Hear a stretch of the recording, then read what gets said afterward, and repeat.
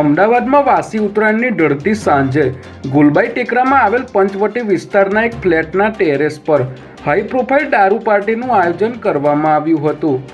કુશલ શાહ નામના વ્યક્તિએ ગેટ ટુગેધરના નામે ડીજે મ્યુઝિક અને ડાન્સ સાથે દારૂ પાર્ટી યોજી હતી. ડીજેના ઊંચા અવાજ અને નશામાં ધૂત યુવકો દ્વારા ધમાલ શરૂ થતાં સ્થાનિક રહેવાસીઓએ કંટ્રોલ મેસેજ કર્યો હતો, જેથી પોલીસે અહીં રેડ પાડી હાજર 30 લોકોમાંથી 12 યુવક અને 4 યુવતીને નશો કરેલી હાલતમાં ઝડપી લીધા હતા. જ્યારે સ્થળ પરથી પોલીસે દારૂની મોંઘી બોટલો અને હુક્કા સહિતની ચીજવસ્તુઓ કબજે કરી હતી. અમદાવાદ શહેરની તમામ શાળાઓમાં આજે ધોરણ 10ના વિદ્યાર્થીઓ માટે બોર્ડની પરીક્ષા પહેલાં પ્રી બોર્ડ પરીક્ષાનું આયોજન કરવામાં આવ્યું હતું.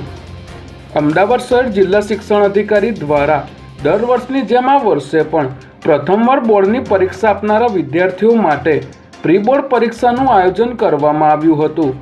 પહેલી વખત બોર્ડની પરીક્ષા આપતા વિદ્યાર્થીઓમાં બોર્ડની પરીક્ષા અંગેનો ભય દૂર કરવા અને તેમને બોર્ડની પરીક્ષા પદ્ધતિથી સંપૂર્ણ રીતે વાકેફ કરાવવા માટે પ્રી બોર્ડ પરીક્ષા યોજવામાં આવી હતી, જેમાં 47,000થી વધુ વિદ્યાર્થીઓએ પરીક્ષા આપી હતી. ગુજરાતમાં ઉત્તરાયણ અને વાસી ઉત્તરાયણનો તહેવાર અનેક પરિવારો માટે માતમ લઈને આવ્યો હતો, જેમાં ચાઇનીઝ દોરી અને પતંગના કારણે સર્જાયેલી વિવિધ દુર્ઘટનાઓમાં રાજ્યભરમાં કુલ 11 લોકોએ પોતાના જીવ ગુમાવ્યા છે. આ દુર્ઘટનાઓમાં સૌથી વધારે 7 મોત સુરતમાં નોંધાયા છે, જ્યારે અમદાવાદ, જંબુસર, અરવલ્લી અને ખંભાતમાં એક વ્યક્તિનું મોત નીપજ્યું હતું.